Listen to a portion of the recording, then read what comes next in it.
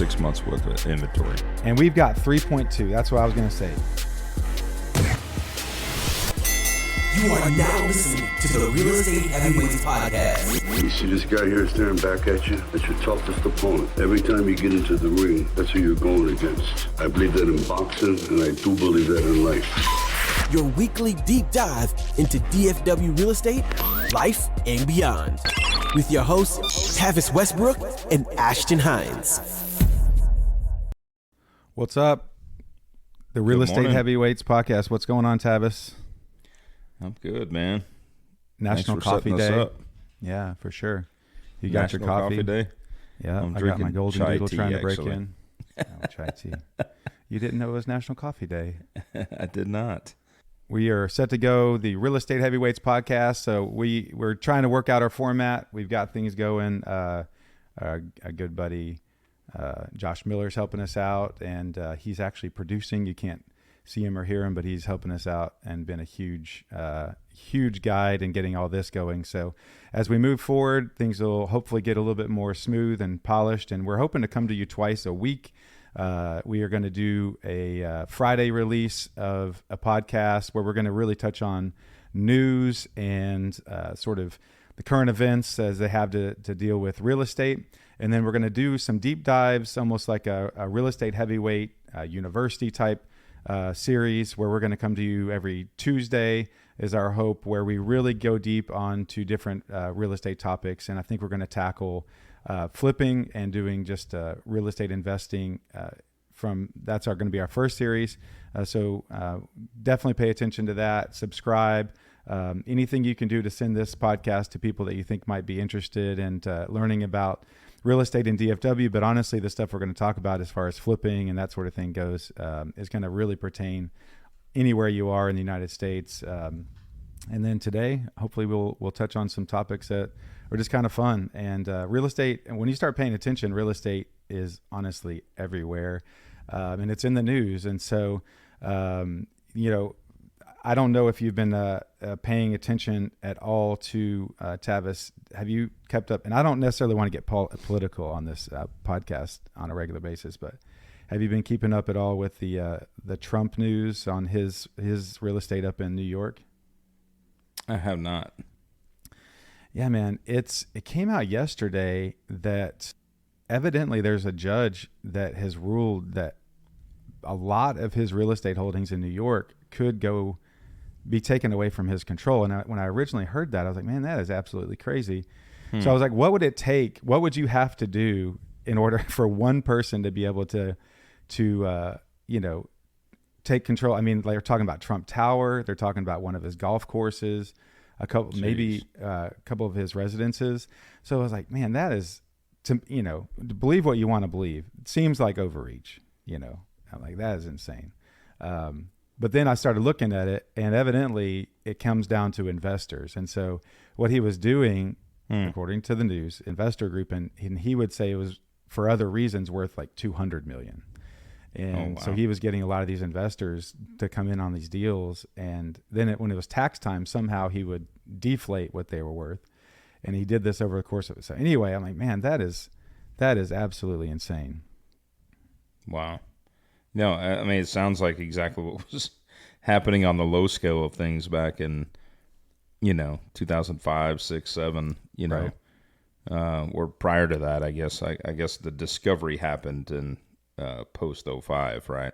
Yeah. But, that was what was happening in the residential world. People were inflating sales prices or inflating appraisal prices, pulling money back out of it.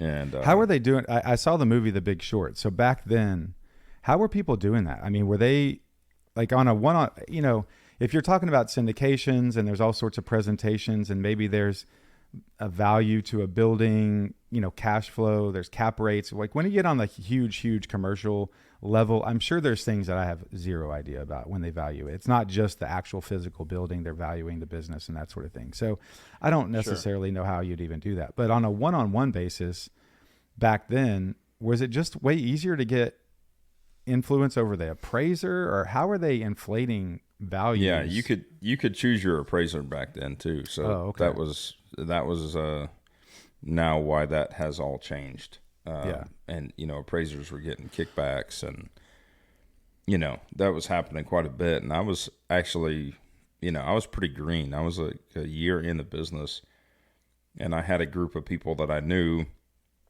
that were giving me these listings. Of course, I was excited. It was like getting these $1 million listings up in McKinney. Yeah, I'm like, heck yeah, this is great, man. This is like $30,000 commissions, right? And I'd go list them, and of course they were inflated in what they wanted compared to what was selling. But they were having me just list them and put them on the market to show intent that they were trying to do the right thing.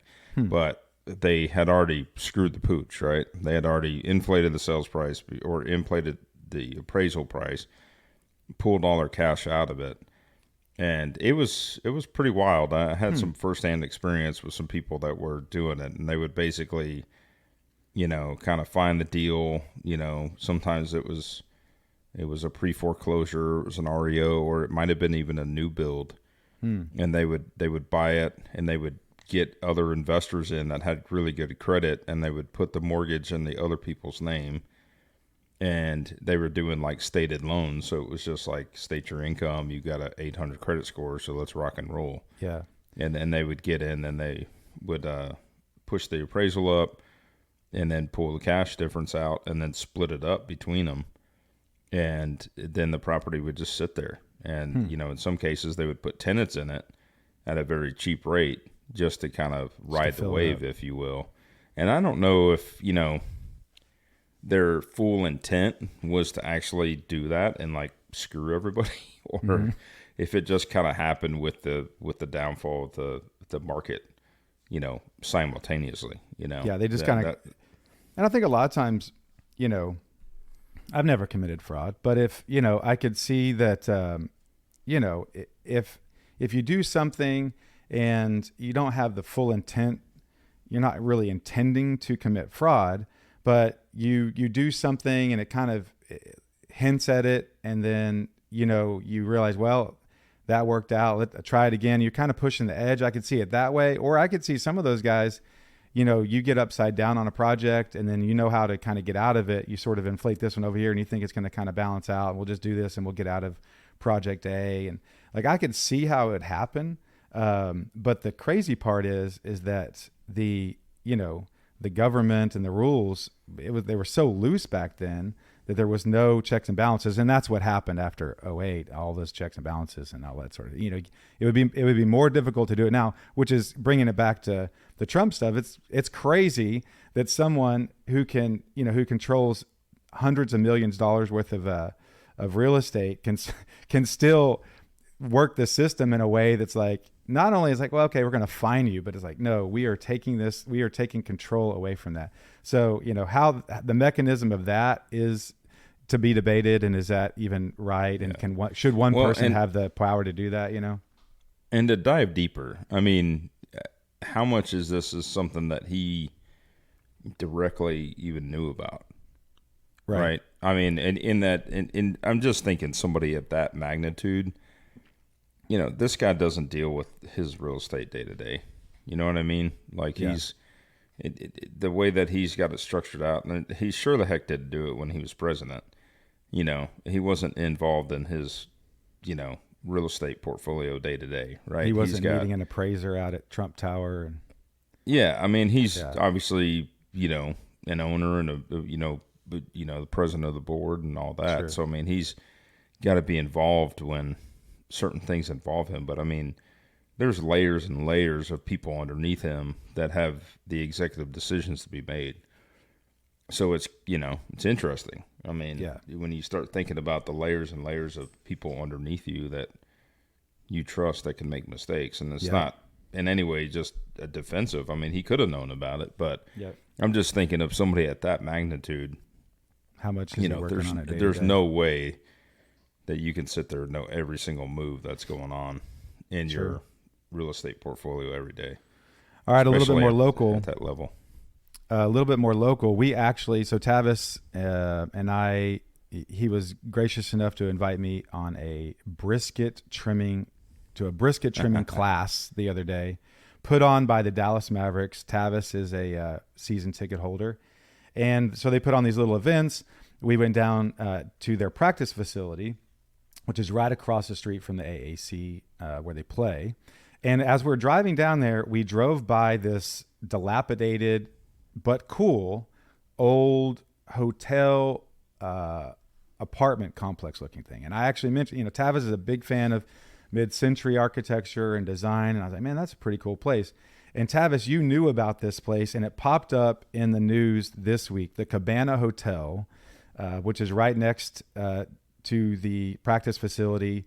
It used to be a really cool 1950s probably hotel that actually was converted to a women's prison at one point, you said. Mm-hmm. It has been acquired evidently a year ago, but they've announced that they're doing an apartment complex that's going to be partially affordable housing. It looks like it's about maybe like a 64 income related or income restricted units, and then 96 market rate units. So not maybe, let's see, like, I don't know, a third or whatever the math comes out there, but they're kind of doing a little bit of a mixed use and mixed income level apartment complex there. So that'll be cool. I hope they keep the architecture, because it does look like an awesome building. Yeah. I was excited to see this thing go through originally, because so I'm pulling it up real quick at the Preservation Dallas, which is the, nonprofit board that is basically in charge of, they seek out certain properties, mm-hmm. that have some kind of historic tribute, and they basically rally to try to save these buildings. Yeah. And this was I wanted to buy the Como, the motel in Richardson. Yeah. It's old. It's probably going to be torn down, but it's on I-75, and it's a super cool 1950s literal motel, but it's got a really neat sign. I drove by. I was flipping a house around the corner from there, and I drove by that thing constantly and thought, man, that'd be so cool to turn that into like a retro Airbnb feel and have kind of a neat cafe out front there. And it went for sale. There was a for sale sign out front for maybe a day, but it wasn't listed online. I couldn't find any info on it. And then like the next day or two, the word was it had sold to somebody. So there was a big push over in Richardson I think the community was trying to save it, to try to keep it around, but it'll be a Chili's or something. It won't be that. I don't think that's highest and best use. They said something about parking, so I don't know even what's going adjacent to it. If they're building a big parking garage, I mean, most likely it's going to be more residential, apartment buildings is what I'm, if I was a betting man, if we need one more thing around here, it's more apartments and parking lots. So right, it would be nice to have a Southwest egg roll every once in a while in the Richardson area. Let's see. There was. Have you been over to Granite Park in Plano? Have you ever spent time over there? At Granite Park, yeah. Yeah. Granite Park, for those of you who aren't familiar, it's the north part of Plano, right across the 121 from Stonebriar Mall. It is an enormous development, and they actually announced this morning that Granite Park 6, 420,000 square feet of office space, is now open there. And that's just a really, really cool place. That's where the boardwalk is, right? The boardwalk, yeah. Yeah, and the boardwalk's super cool. Especially and there's a Hilton right good. there. Yeah. When the weather's good, and you got the Hilton right there. So if you're coming into Dallas, it's a neat place to stay because you're centrally located to the Frisco, and you got the Star, and you've got Legacy Hall and all that there. You got Nebraska Furniture Mart. It's a great place to stay. But they have a thing called the Boardwalk, where there's kind of a fountain. I mean, to call it, it's not like the Bellagio, but it's like it's a fountain. But it's kind of cool. Yeah. And there's a lot of outdoor seating. There's a Union Bear, which is a brewery, a brew pub, really good food. There's a kind of a Caribbean bar restaurant, seafood restaurant there. Chips Burgers is there. There's a cool coffee shop. So yeah, I mean, it's a wonderful place to go down and kind of walk around when the weather is great for a few weeks a year. Yeah. So Ashton, real quick, just wanted to go back to the Cabana Hotel real quick. Yeah. I pulled it up.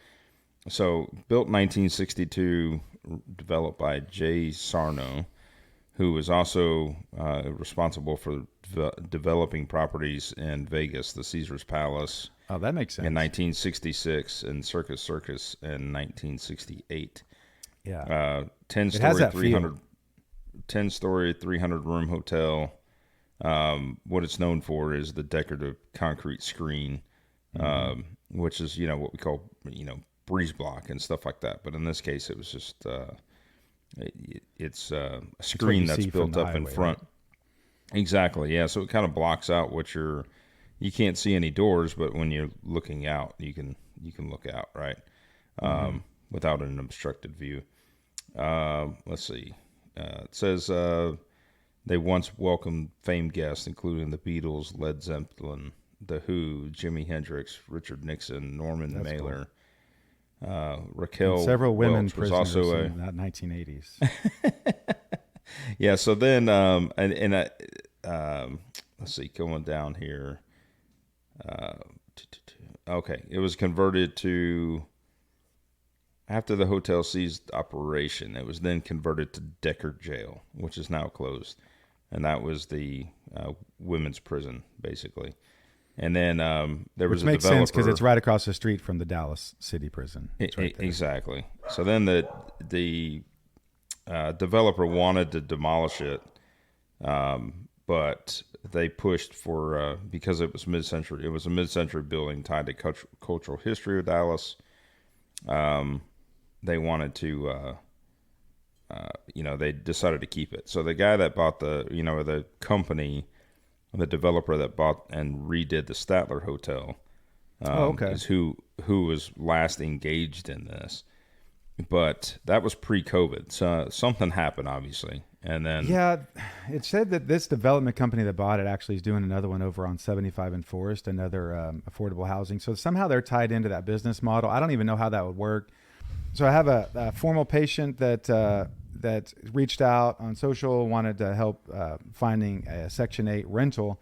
And on our MLS, you can search Section 8, but there are not a whole lot. And so the need for affordable housing is real. And I mean, it's a problem that especially with inflation and everything getting more and more expensive, I'm sure it's something that has to be solved. And there has to be developers out there.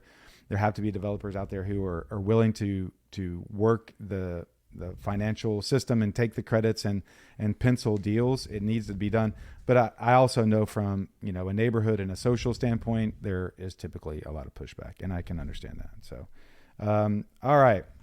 So I want to get into checking in a little bit on how things are going for you, Tavis, but I know you woke up this morning and wanted to talk a lot about Taylor Swift and her new boyfriend, Travis Kelce.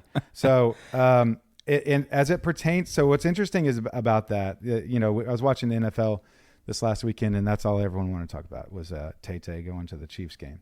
But so what's interesting about it is they started dating. I saw this article that said Kelce's real estate empire has nothing on Taylor Swift's, and which is, it is a little, Tom Brady dated Giselle were married. They were married, and for the longest time, he was like, "Oh yeah, she makes a lot more money than he does." I think she was worth like $400 million or something like that. Wow. And I think maybe he earned, football wise, 100 and something. I mean, he has a lot of, deals. So this is similar. So it looks like, Kelce, he's had several good contracts, but I think I was reading this article, and I think Taylor Swift is worth like $700 million or something. Wow. And one funny statistic said, a close second to Rihanna as far as self-made musician females, a close second, and she was 1.4 billion. I'm like, look, that's not a close second. That's twice. So anyway, so Kelce has a decent house in, I think it's like $1 million house in Kansas City, which looks pretty sweet. I mean, for $1 million in Kansas City, evidently you can get something pretty awesome. But she has $150 million worth of real estate, like 8 pieces of real estate. It's crazy. she's got 4 apartments in New York, and they're all, 10, 20, $30 million penthouses, which Wow. I guess is an investment. I mean, I don't operate. I'm going to break some news to people that are just listening. I don't operate in that world. And having 4 apartments in the same city, outside of just being a pure investment, I don't even know what you would do. I mean, I guess you decorate them all differently and it's a different vibe and you can kind of like hang out. I don't even know what you would do with that. But I thought that was like super interesting that he's got this $1 million house. I'm sure he's thinking he's doing pretty great. He starts dating this girl that has $150 million worth of real estate all over the country. So with that, rewind. How long have you and Tabitha been married? 21 years. Yeah. So rewind 21 years. See, when I got married, I had an air mattress and a bookshelf. Karen had a house, a paid for car, no school loans. I was like, it was very opposite. And I don't know, there's a part of me obviously that you say, oh man, that's great. And you have this whole world of real estate all over the country and all that. And then there's a part of me just kind of as a guy, it's like, it was a little intimidating just having, that would be weird. I would feel obligated like Mo, like every time we go to her like Nashville estate, I would just feel I have to do something to like kind of earn my spot there. I don't know. I'd have a tough time with it. Yeah. Yeah. That's wild. It's interesting. I mean, cause when you're at that level, I mean, with a net worth of $750 million, right? Yeah. I mean, you see that. You see different people at that level with just extravagant homes, and they just sit there. I don't think they do much from the investment side. Well, the maintenance of something like that has to be nutso too, right? I mean, you have a I'm sure, and obviously, house. I'm sure it's divided up between several different entities, right? And there's definitely tax, benefits, and however they've got it structured is definitely, it makes sense, right? Yeah. But yeah, I would imagine they're not just sitting ducks that sit there collecting dust. Sure. But it is interesting. I mean, when you see that, it's just, I don't know, it's mind-boggling. I mean, we've got 3,000 square foot home now, and it used to be like 1,800 square feet, and then we added on, but we don't even go upstairs. Right. There's 1,100 square feet that I'm like always dreading going upstairs because I'm wondering what kind of mess is up there, Yeah. Dion had that house up in Prosper for a while. Pretty lazy.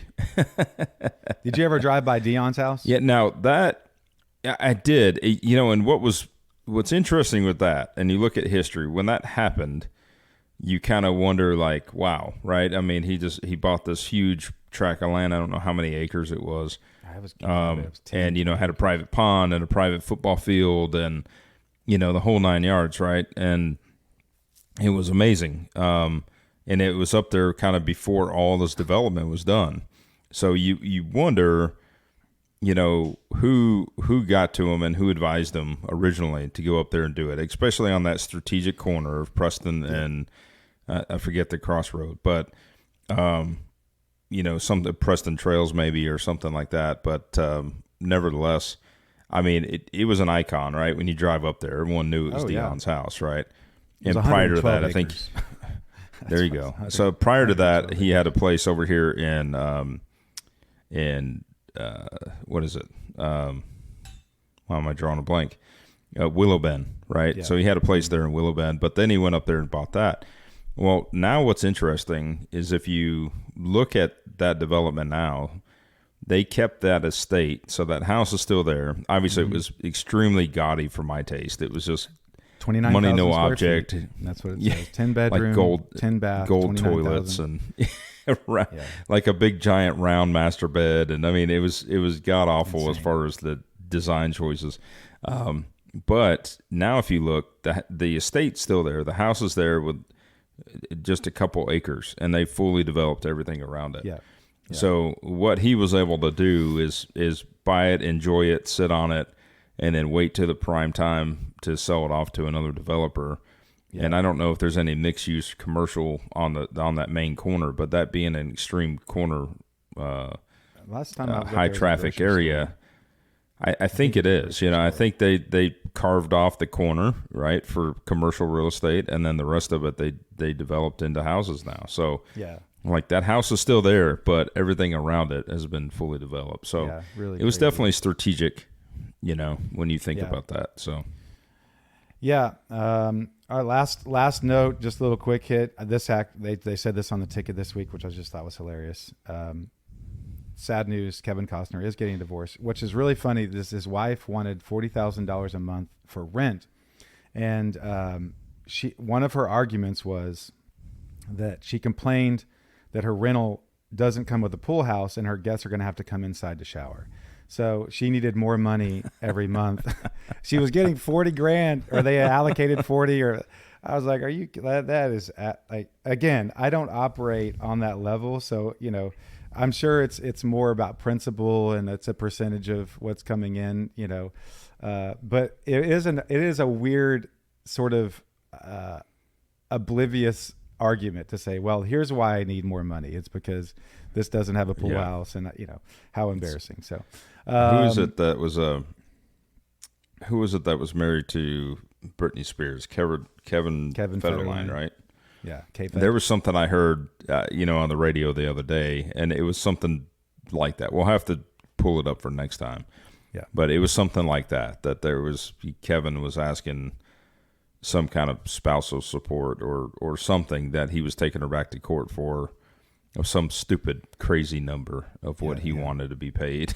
Mm-hmm. So. Insane. So we'll wrap it up here in just a little bit. I do want to make it a regular part of our Friday podcast to just do a real quick hit on a real estate topic. And Tavis and I actually sat in on, well, I sat in on the class. Tavis taught it the other day at Keller Williams. I'm actually officially now with Keller Williams. And so I was at a meeting there, and the topic was seller's concessions. And so I'll kind of open it up, and then we can talk about a few of the finer points there, Tavis. But in any sale, on a residential sale, I'm sure it happens commercial, but we'll talk residential. On the buy side, if you make an offer on the house, you have an option period. The option period is your 5 to 7 days, which is negotiable. And that is your period of time to get an inspection. And for any reason, you can walk away for a pretty minimal amount of money, $500, whatever you've negotiated. But you can have 15 people come in there and inspect it, foundation, roof, whatever. But a lot of times people just hire an all-purpose Trek licensed inspector. They go in there, they give a report. The realtor then looks at that report with the buyer and says, okay, here are some things that came up in the inspection. And the option is you can accept that and say, look, we're good. Let's just buy the house as is. Or you can say, look, we need this item. Let's just call it the air conditioning. There's something wrong with the air conditioning. We need the air conditioner fixed. So you can ask for the seller to pay for, just go ahead and give me $1,000 towards closing, and I'm going to use that money to fix the AC after I move in. Or you can say, hey, I want you to fix this before I move in. And so we had this whole conversation on kind of the finer points of that. And so, Tavis, why don't you kind of talk about some of the benefits of, like, from a seller's standpoint, why would you fix some things, and why would you just go ahead and make a concession financially? Yeah, so I think the topic of the panel was how to negotiate repairs, in real estate, or while you're under option, right? Was kind of the idea. And I think a lot of people are struggling with this currently because we're coming out of a crazy market that we've had over the last 2-3 years where, prices were, we're driving multiple offers, and, we were such so dominating in the seller's market, right? So the seller could pretty much choose what they wanted, take the price that they wanted, and then say, you're buying it as is. I don't care what's on your inspection report. I'll go to the next buyer. And so now you've got some people that are still in that same mentality, and you have buyers that now are saying, hey, the market's shifted a little bit, and we're not going to go for that, right? So I think, it was interesting. Some people on the panel were talking some of the comments that they made, and one of the big ahas I took from it was they said, now's the time to kind of think about talking to your seller when you're doing a seller's net and almost add back in 1% cost of sale regarding inspections.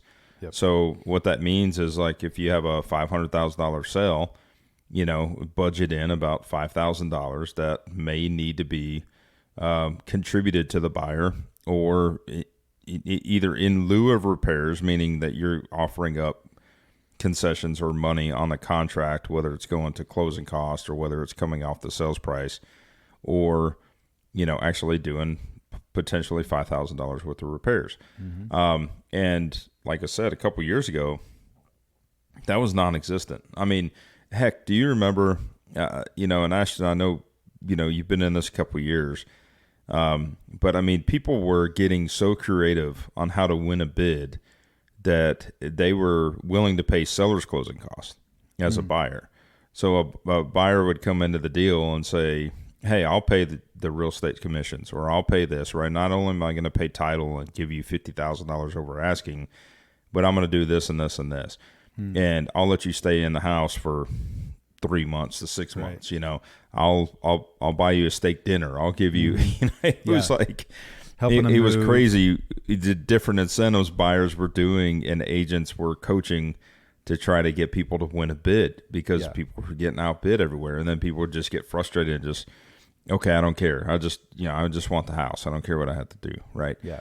So, I mean, that was the mentality that we were in. So not only is it consumer market that had that mentality, but it's agents too. So a lot of times, one of the hardest things that we deal with in traditional real estate is the communication with other agents, right? And I put it together a lot of times when you watch different, shows or movies, et cetera, or just, studying, what goes on in the legal world between attorneys, even though we're obviously not practicing law, so I'll make that clear. But there's similarity that we have representation on the buy side and representation on the seller side. Yeah. And it's very much like when you have a legal case and you have attorneys that represent both sides. And those attorneys, could be at lunch one minute, right, having a cocktail and hanging out and whatever because they're buddies, and then all of a sudden they're representing two different cases. Yep. And they have to come together on behalf of their client. And so the same thing happens in our world, that it's a matter of kind of meeting of the minds, understanding what we know, coaching the client, and then trying to figure out how to collaborate it and give the information the best we can over to the other side, and then expect that person to relay it to their client, right? Sure. So one of the biggest things that I think was talked about was communication, right? Just being clear and concise in the communication, whether you're representing the buyer or representing the seller from either side of it, and having the facts and really just kind of going through line item by line item, and then kind of looking at the big picture of the equation and saying, okay, these are the things that were found in discovery, right? These are the things found during the inspection. Here's what they are. Here's what may or may not come up again on the next inspection or the next house, right? Whether you're representing either side. And then let's try to dissect it and go down and look at the big ticket items, right? And the funny thing is, they asked me, or they, it was a panel, so they were asking everybody, and I didn't get to comment because we were running out of time. But, and they said one of the craziest stories, please tell us one of the craziest stories you've dealt with right. Negotiating repairs, whether it was on the buy side or the sell side. And, I immediately looked at you because you just recently had that happen a few months back. And I remember, I think it was like a Sunday morning or something, and I remember you were freaking out, and you called me, and you're like, I don't know what to do. They had their inspections, and this agent was telling you everything you wanted to hear up until that point, right? Yep. She was telling you how easy things were going to be, how much they loved the house, and yada yada yada, and then basically sends you the entire inspection report. Yep. asking for everything across the, I think across it the was sun. 21. So this is a house I flipped. And so I was already emotionally tied to it. I had spent months Right. fixing everything up. I knew what was right or wrong.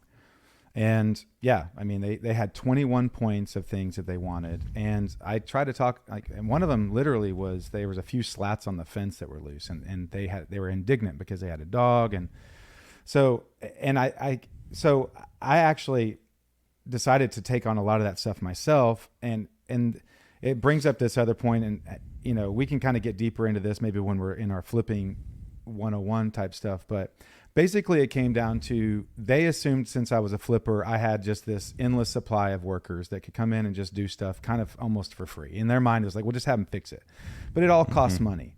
And so the thing that I learned was, instead of trying to tinker and do stuff myself, it's way better from a liability standpoint to just go ahead and pay. You have to pay someone, get a receipt to show like this was done properly. But the problem I ran into was, I should have just come up with a dollar amount and agreed to it, because one of the things they wanted was foundation. There was a pier that was, or a beam that was twisted. So I paid a guy to go fix it. Well, then in the process, his guys accidentally cut the wrong beam. And so then and then the house is shifted again. And so now a door doesn't close right. And I'm like chasing all these problems. And then they wanted to paint something, and my dude dropped paint on the carpet that now they've already agreed that the carpet's fine, but now it's got a stain on it. Like, it was just like this one thing after another. And after a while I was like, man, I just want to cut a check and be done with it. Well, not only that, you had timing, right? I mean, you're now talking, by the time you get an inspection done, you get the report done, and I think she probably strung you out like 7 days. So, right to the end. On a 30-day contract, I mean, now by the time you get the information, you've got less than 3 weeks to tackle all of these projects, right? Yeah. And get all this done. Like you said, it's strategic. I mean, construction that has a system that you have to follow. Yeah. And, putting things first and second and third and fourth. Yeah, my 2 cents is, and then we'll start to wrap up, is this. And I meant to bring this up earlier, and I wanted this to be a part of this normal podcast, but we live in the Dallas area right now. The average on all the MLS, which our MLS stretches over to Abilene and some parts of Shreveport randomly, and Wichita Falls, but on average, the average days on market right now are 22 days for our MLS. It's not a slow market. Slow market means your days on market are through the roof. It's a small market. There are less houses coming onto the market. There's less houses selling. There's less historically low people applying for loans. It's a small market. It's not necessarily a slow market. So a stabilized market is 6 months worth of inventory. And we've got 3.2. That's what I was going to say. On our MLS right now, months of supply, when you look at the whole MLS, I'm looking at it 3.2 months. So it's still actually a really, really healthy market, and almost a seller's market, because it's 3.2. There's not a ton of stuff out there. It's actually moving pretty fast. And so so this is where the education comes in. You as a buyer and seller, and you as an agent that's representing people, need to know the facts, and don't just pay attention to the news where you think, oh yeah, it's a buyer's market now. It's not. And so if you go in trying to bully people around, trying to, hey, we want this and that, and you take that posture from the beginning, statistically, you're in the wrong. You are playing with fire a little bit, because there's a good chance there's going to be another offer there. They could wait, and they say no. You could walk away, and they probably will get another offer and another. I mean, it's a game. But, that being said, is know your market, find an agent who's willing to actually look at the actual facts, not just look at the news and the sentiment of like, hey, the housing market's crashing. So you think, well, I'm a buyer, I can push people around.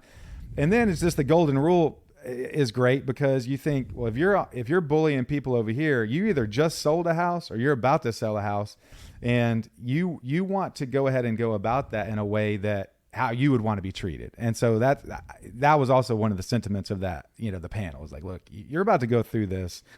Don't bully people around, even if you feel like now, that being said, get your best deal, do the best thing for your client. But there's decorum, there is sort of a way to go about it, So when I think, going back to the repair side of it, the other big aha and takeaway, I think, for everybody listening is, coach your client to show up. So if you're a buyer and you've got inspections, be there the last 30 minutes to an hour at the inspection. Walk through it with the inspector. Again, talking about communication, what the inspector has to put on the report per their rules and guidelines, right? The Texas Real Estate Commission basically creates this, inspection report that they go through and point and click, and then they might put comments in there, but they have to either mark it, deficient or, in good working order or non-existent, basically. Yeah. So, in that, and they'll put on there if they inspected or not, whatever. But at the end of the day, if you don't know what you're looking at, and again, us as agents, we deal with this all the time, but a buyer, statistically, I mean, people, the average person buys and lives in a home for 5 years. So if they're only doing this once every 5 years, and things change and inspections increase and everything else, people don't know, right? So you've got to be there to go through the inspection report, lay your eyes on it, know what you're looking at. And it was a good possibility that in your scenario on your house that the buyers were not there, and then they get an inspection done, they get the report, and then they're talking to the agent, and it's basically like, the buyer's looking at the report going, this all looks bad. Mm-hmm. I'm seeing all these deficiencies, and goes back to the agent and says, yeah, we want everything, right? We're paying full price for this house. This investor just put all this money into it. Why can't he fix these other things? Why weren't these things done? And they need somebody to say, look, I've got a market deficient, but this wasn't building code when the house was built, right? Yeah. Or this or this, right? There's a difference between what's code if you were actually building it new and what's actually acceptable to live in. And there is a gray area there. You don't necessarily have to bring everything to code, but you do want things to be safe and that sort of thing.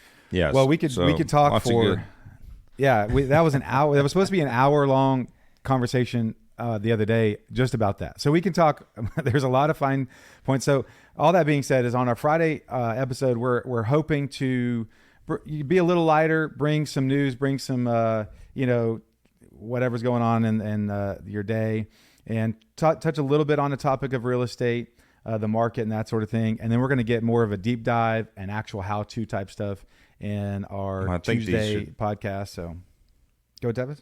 I think today is almost 2 episodes, so we could split it up, and just we'll probably go a little increments. Yeah, we'll probably go a little shorter on our other ones. We'll get it down. So, it's been awesome to get to talk to you guys again. Please like and subscribe. I never really thought I would say that, but it's true. Share it with your friends. As we're getting a little bit of traction, we really do want to spread the word on what we're doing. So if you like it, go ahead and like it and subscribe. Copy the link, send it to a friend. We're getting our podcast on all the different platforms. We're working on Apple and Spotify and Google and all that. That should be either up now or coming around the corner. So just a little bit of technical details. Tavis, tell everybody how they can get in touch with you and how they can check out your work. Hey guys, so it's Tavis, like Travis, no R. You can pretty much find me on all social media platforms. I'm heavy on Facebook, also Instagram. Tavis.Westbrook on Instagram and Facebook. So if you just look up Tavis, Tavis, and last name is Westbrook, I think you'll find me. And we're happy to keep going with this, guys. And please give us feedback, too. So Ashton and I are learning and trying to figure out what kind of content you guys want to hear and what we can do to empower your businesses and, and give you guys knowledge and information that we come across day to day. So we appreciate you guys tuning in. Yeah, for sure. So you can find me. I'm Ashton Hines. I'm the Dallas Real Estate Guy on Instagram and different platforms there. Reach out, let us know what you want to hear about. And if you have a house that you would like to sell, or if you're looking to buy in the Dallas area, I'm definitely in that market. I know Tavis is looking for houses to flip all the time, and I'm in that business. I got a flip going right now, and I'll be looking soon. So if you have anyone that you know in your life that is needing to sell a house that's not appropriate for the MLS, it's a real crapper. Go ahead and let us know, and we can help you out. So that will be it for today, and we will catch you next week.